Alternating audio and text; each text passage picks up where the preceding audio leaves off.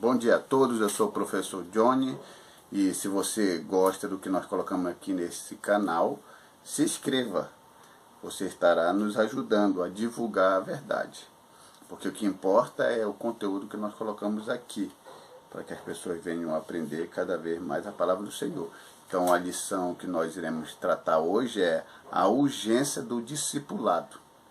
Então quando falamos da urgência do discipulado, há uma necessidade muito grande de se ensinar a palavra. Você me entende? Ensinar a palavra. E não ensinar o que a minha igreja prega.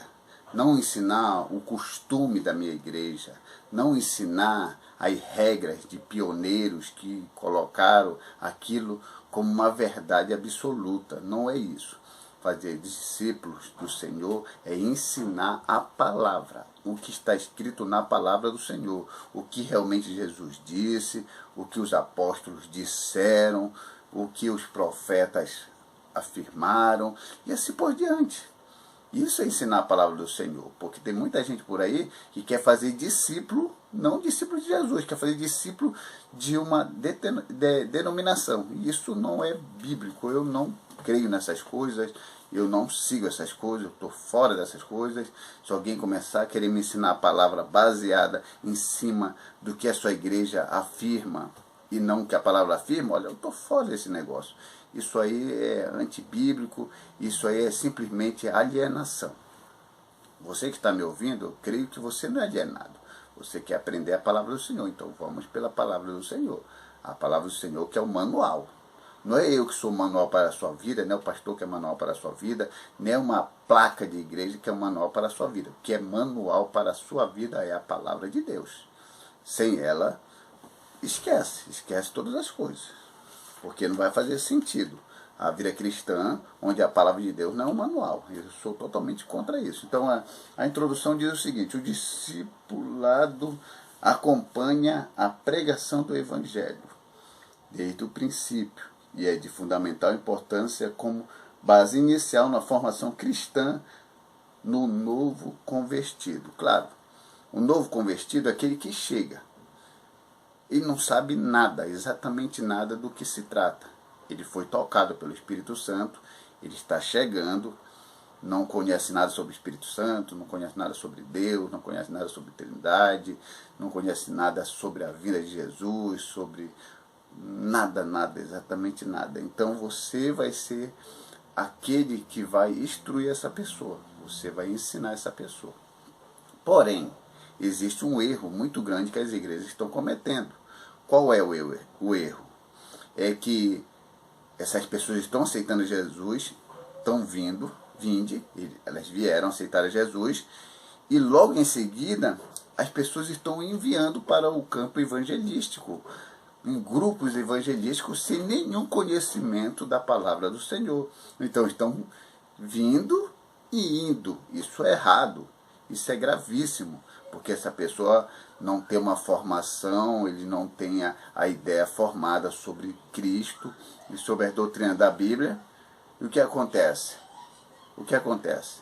Ele vai se encontrar com outras pessoas que têm conhecimento da palavra de forma errada, e esse conhecimento de forma errada vai fazer com que ele fique confuso, em dúvida, e passe até a crer, de certa forma, que ele foi enganado naquela igreja e que naquela outra igreja lá está a verdade. Então ele precisa ter uma formação. Então o que é que eu aconselho? Eu aconselho o seguinte: vinde, porque aceitou a Jesus, ficai para aprender todas as doutrinas, aprender o que a palavra quer dizer, e depois ide, depois de formado, depois de entender e compreender. Porque entender é inicial e compreender é algo mais aprofundado. E aí ele passa assim a ter base, firmeza naquilo que está ensinando. Porque fazer discípulo de meia boca não dá. Tem que fazer discípulo para que ele possa, dessa forma, ensinar com solidez, com uma firmeza na palavra do Senhor. Essa é a verdade. Porque aqui na introdução diz que, dependendo de como está se formando aquele obreiro, pode se formar para um caráter cristão de bem ou de mal. Se a formação for ruim, aí pode formar pessoas de mau caráter. Se ele for ensinado de forma boa e coerente, dentro da palavra do Senhor, claro que o caráter vai ser bom. E o tópico 1 é o que é discipulado. O termo discipulado vem do discípulo, que significa aprendiz, aluno e seguidor. Ok, então uma certa ocasião, um professor lá na faculdade eu estava me formando, lá numa palestra, ele falou que aluno vinha do latim sem luz. Aí depois a gente viu que isso não fazia nenhum sentido, nem vale a pena levar isso adiante. O que nós entendemos é o seguinte: existe dois tipos por exemplo, de aluno, assim, que eu entenda. É aquele aluno que só vai para a aula para assistir, e aquele aluno que vai para a aula para estudar. E eu prefiro um aluno que queira estudar. Um aluno que queira só assistir, esse não aprende nada. Eu me lembro quando eu ensinava lá no seminário, eu estava esse tempo no setor 40, em Boa das Artes, ensinando lá teologia. Aí existiam alguns obreiros muito ansiosos, porque eles precisavam da formação teológica, eles precisavam do certificado. Não falo nem da formação, eles precisavam do certificado. Alguns, não eram todos. E um desses alunos, eu não vou citar o nome aqui por falta de ética, mas se ele me ouvir, ele vai saber que é ele, então que ele aprenda de uma forma ou de outra. Ele me parou na hora que eu estava ensinando e disse assim: professor, eu quero fazer uma pergunta. Eu digo: faça. E ele diz: mas por que o senhor não dá, de 2 horas de aula, por que o senhor não reduz isso para meia hora, ou dá logo o certificado para todo mundo, aí todo mundo sai feliz logo, e aí é consagrado a presbítero, a diácono, sei lá. Então ele estava ali pelo certificado, ele não estava ali para aprender. E eu, como eu sou uma pessoa muito exigente, muito séria naquilo que eu ensino, eu cheguei para ele e falei: olha, pegue o seu material e vá embora, porque você está no lugar errado. As pessoas que estão aqui para estudar. Aqui não é brincadeira, aqui é coisa séria. E ele ficou meio chateado, já não veio nas outras aulas, e daí para frente ele cometeu algumas coisas que não deviam ter feito. Por quê? Porque não tem estrutura da palavra. Ele queria posição ministerial, ele não queria... Posição ministerial é bom? Sim, eu sou presbítero da Assembleia de Deus, Ministério de Belém, mas isso aí, eu não, sabe, isso não sobe a minha cabeça. Eu prefiro que você me chame professor Johnny Lima do que um presbítero. Amém, se alguém me chamar de presbítero, mas chamar de professor tá bom até demais. Então ele queria só posição ministerial, ele não queria nada além disso. Então eu penso assim: tem que se aprender a palavra do Senhor, porque isso que é importante. E aí, temos o tópico 1, o discípulo. O termo se aplica com frequência nos evangelhos aos seguidores de Jesus. Eles eram os discípulos que aprendiam ao pé do mestre. Tem algumas pessoas até que falam que há muita diferença entre um seguidor de Jesus e um discípulo de Jesus. A multidão seguia Jesus. E os discípulos eram aqueles discípulos que estavam ali, que aprendiam e que futuramente eles tiveram essa formação bem importante para pregar o evangelho. Então é preferível que você seja um discípulo. Quer ser seguidor e discípulo? Amém. Só seguidor como a multidão, que só seguia Jesus por causa do pão e dos milagres? Não. Você tem que seguir a Jesus como discípulo, para aprender e divulgar essas verdades do evangelho. E tem aqui uma parte que eu grifei, a revista, trata-se de instruções que abrange vários aspectos da vida na área espiritual, emocional e social. Sim, quando você estuda a palavra do Senhor, tem que ser tanto social, tem que ser tanto emocional, como tem que ser espiritual. Você tem que estar bem de acordo com essas condições. Como diz assim: se é ensinar, haja dedicação ao ensino. Romanos capítulo 12, versículo 7. Isso são situações que diz que se você quer ensinar, que você se dedica ao ensino. Tenha segurança naquilo que você ensina. Porque caso contrário, o Evangelho é simples, você tem que ensinar o que está escrito no Evangelho, para que você possa ter uma formação e formar outras pessoas. Porque, como eu disse em outros vídeos, na igreja primitiva, a pessoa só passava a fazer parte do povo escolhido de Deus quando ele realmente se envolvia de tal forma, não quando ele aceitava, nem quando se tornava membro, não, quando ele passava a ser um cristão reprodutor, ele começava a fazer discípulo. Aí as pessoas dizem, isso aí realmente tá no caminho certo do Evangelho. Isso que era importante. E o tópico 2, a grande comissão. A grande comissão é ir por todo mundo e pregar o Evangelho a toda criatura. E ir para ensinar é aquilo que eu falei para vocês. Vocês têm que ir fazer discípulo, mas para você ir, você precisa primeiro aprender a palavra. Caso você não saiba do que se trata a palavra, então não adianta você ir, porque você vai passar vergonha. Eu conheço muita gente por aí que tem pregado o Evangelho para pessoas que não sabiam nada, foi um sucesso.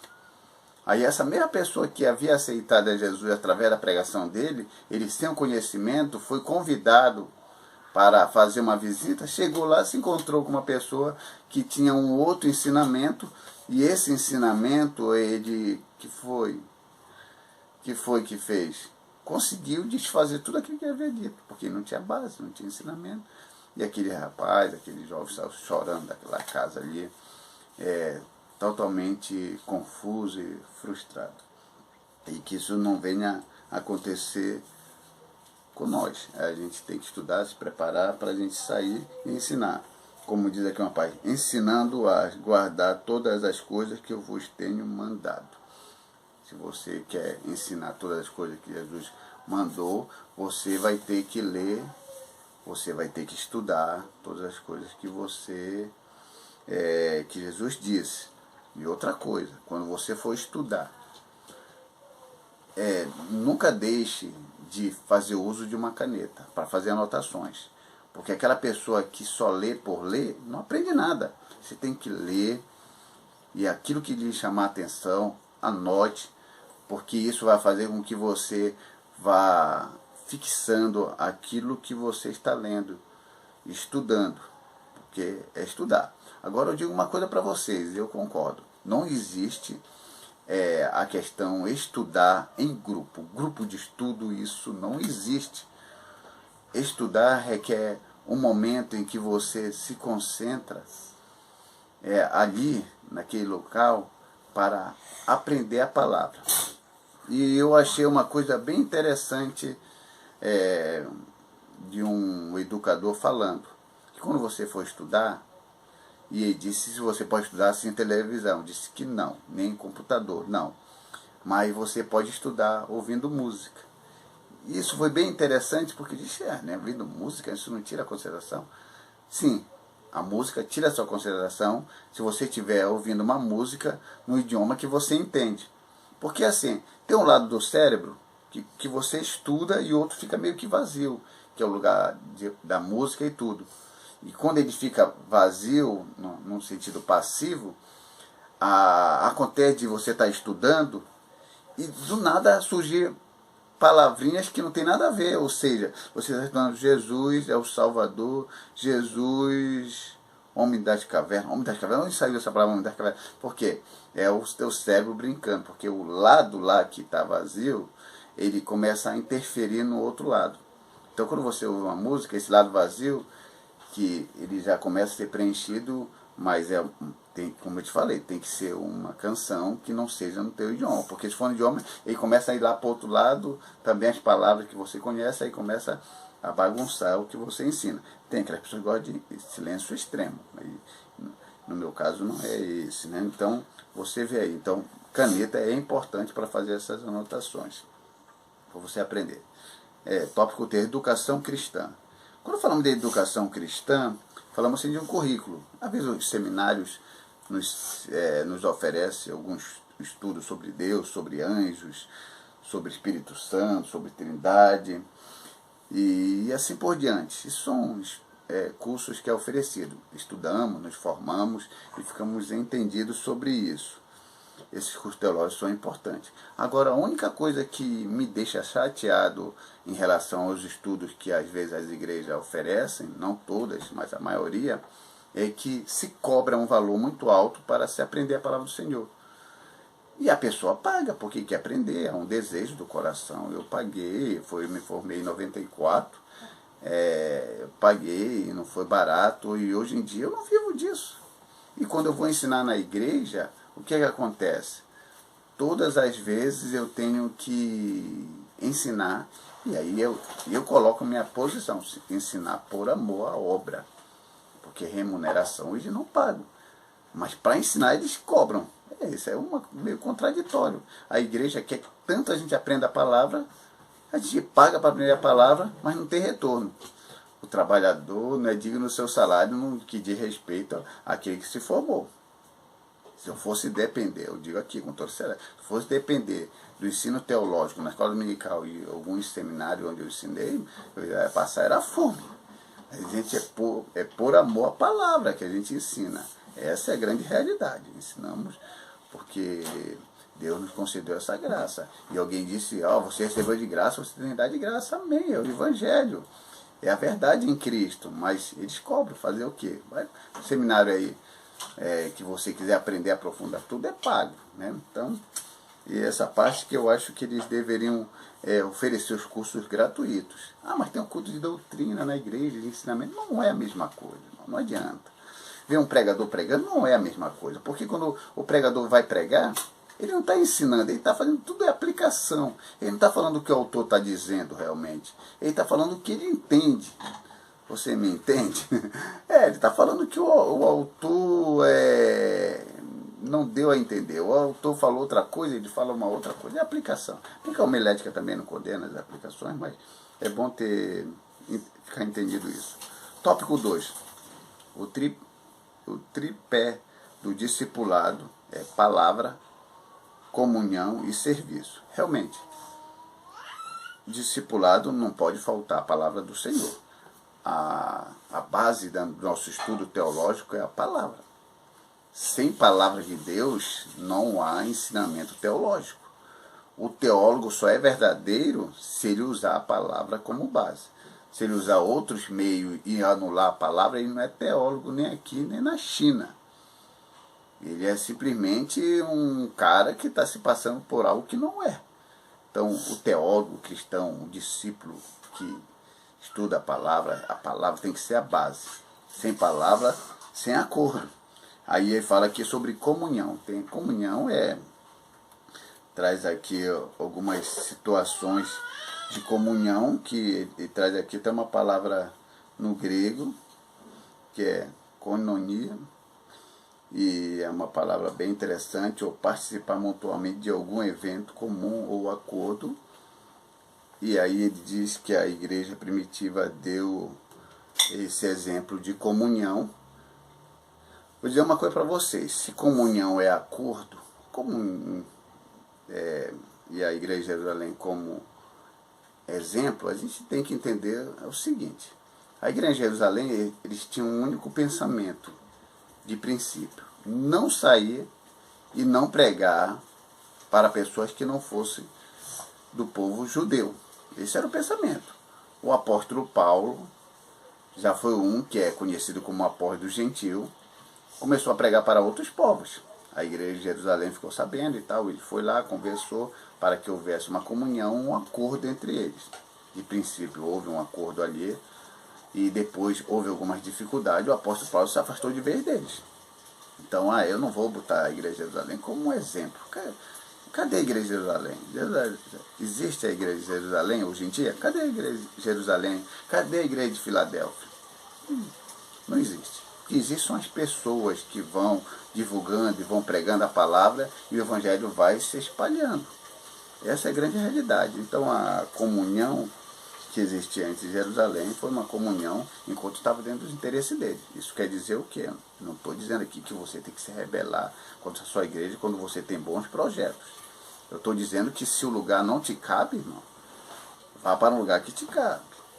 Ou seja, se você tem um projeto evangelístico, se você tem um projeto teológico, e onde você está, você não tem apoio de nada, ninguém entra em um acordo com você, vá para um lugar onde a mão é estendida e possa levar adiante o que você ensinou. Porque o apóstolo Paulo, porque se ele ficasse sempre na ideia da igreja de Jerusalém, naquela mesmice, naquela coisa meia parada, com certeza o projeto dele não tinha ido à frente. Mas ele realmente foi à frente e fez o que ele achava que era certo, e realmente está comprovado que ele fez foi certo. Amém. Que Deus nos faça entender isso que aconteceu. Então aí do serviço, essa questão do serviço, tudo que nós fazemos é para a obra do Senhor. E às vezes, quando nós não fazemos, algumas pessoas, alguns pastores querem nos cobrar. Mas eles não sabem do nosso trabalho fora da igreja. Eu até digo para muitos pastores, olha, esse mundinho aqui, congregação de 4 paredes, não me cabe. Você sabe do que eu faço fora do que as instruções pelo Zap, pelo Facebook, pelo YouTube, os vídeos que eu faço, os livros que eu escrevi. Eu falar em livro que eu escrevi, eu vou até aqui mostrar um livro para vocês que eu escrevi baseado em aulas dadas nos seminários, que a pedido de alunos disseram: professor, por que o senhor não organiza todo esse trabalho que você faz de pesquisa, de livros que o senhor pesquisou, e faz com que isso se torne um livro e passe para nós, para que nós venhamos a estudar acerca dessas doutrinas, o que você precisa saber sobre Deus, sobre anjos, sobre Espírito Santo, sobre igreja, sobre dízimo, e como conversar com o testemunho de Jeová, e assim por diante. E eu achei interessante a ideia, reuni o material e, para minha surpresa, surgiu esse livro organizado. Esse livro organizado meu aqui é O que você precisa saber para responder com sabedoria, temas teológicos. Aqui vai falar exatamente algumas doutrinas da Bíblia. E, para minha surpresa, saiu até um livro grosso, de 544 folhas. Você pode adquirir esse livro lá no Clube dos Autores e na plataforma também lá se você é Livrorama. Eu vou botar o link aqui embaixo, e você, se você quiser, e você for sentido de conseguir um livro desse, você vai ler, você vai gostar, porque ele é algo diferenciado, diferenciado assim de outros livros, porque eu coloco algumas coisas que eu creio dentro da palavra do Senhor, que você nunca ouviu por aí. Então isso é importante, é bom para um discipulado, é bom para estudar a palavra do Senhor. E uma das coisas que eu coloquei no meu livro, que dificilmente você vai ouvir por aí, é sobre a blasfêmia contra o Espírito Santo. Um diz que é entristecer o Espírito Santo, outro diz que é o adultério, outro diz que é o suicídio. E eu aqui nesse livro falo claramente que a única blasfêmia com o Espírito Santo é que a pessoa peca, continua pecando e morre em pecado. Essa é a maior blasfêmia, porque depois da morte segue seu juízo, não há mais o que se fazer. Agora, se alguém afirma para mim que há capacidade de uma pessoa blasfemar contra o Espírito Santo ainda estando vivo, aí eu digo: mas parabéns, você conseguiu fazer um pecado que conseguiu ultrapassar o sacrifício de Cristo. Porque quando Cristo morreu para nossos pecados, o sacrifício dele está acima de todos os pecados. Nenhum pecado está acima do sacrifício de Cristo. Então é um dos assuntos que eu falo sobre nesse livro. E também falo sobre o dízimo, não de uma forma totalmente a favor e nem totalmente contra, porque a gente vai analisando e vendo quais são os pensamentos. Mas tudo é para a glória do Senhor. Isso que é importante. Então, quando se fala de serviço, é isso aí. É estudar, é passar o material, e estamos aí. Quando a gente partir para a glória, os materiais estão aí para que o povo possa ser instruído na verdade. E esse é o desejo do nosso coração. Deus conhece o que nós temos dentro de nós. Não há nada interesse de enriquecer. Não sei nem falar essa palavra, porque ela não me cabe. Se Deus quiser fazer que nós venhamos a receber uma certa prosperidade, amém. que esteja dentro da vontade deles no que diz respeito a mim. O que diz respeito ao outro, nós queremos o melhor para o outro, em nome de Jesus. Tópico 3. O discipulado e o crescimento sadio da igreja. A igreja precisa do processo do discipulado para cumprir o propósito da grande comissão. Claro, tem que ter esse discipulado, tem que ter essas pessoas que nós precisamos formar, mas pelo menos ajudem também. Começa a colocar uns cursos gratuitos de teologia de verdade, não linguiça não aí de professores que formaram, a gente vai lá, só é linguiça, tem que falar o que está escrito realmente. Aqui, tópico 1, crescimento espiritual. O processo do discipulado tem por objetivo instruir o novo convertido sobre vários aspectos da vida cristã. Claro, a vida espiritual vai fazer ele crescer, porque ele vai entender, ele vai ir além, porque a palavra do Senhor é como um livro que veio do céu para nós. Então nós vamos estudar uma coisa que não é da terra. Não é como geografia, matemática, português, não é essas coisas não. Isso aqui é tudo aqui de baixo. A palavra do Senhor ela veio de cima para fazer-nos instruídos nessa verdade. E é muito bom isso aí. E aí fala assim, crescer na graça e no conhecimento. Tem gente que às vezes só quer crescer na graça. E aí fica muito espiritual, fanático, chato, e não conhece nada da palavra de Deus, começa a ensinar heresia. Já tem aqueles que não querem graça, não querem espiritualidade, vira um intelectual teológico, um intelectual teólogo, que aí de nada vale. Tudo tem que estar ligado. Você prega com unção, você ensina com unção, tem que ter essa espiritualidade. As duas andam junto, crescer na graça e no conhecimento. Não pode ficar só um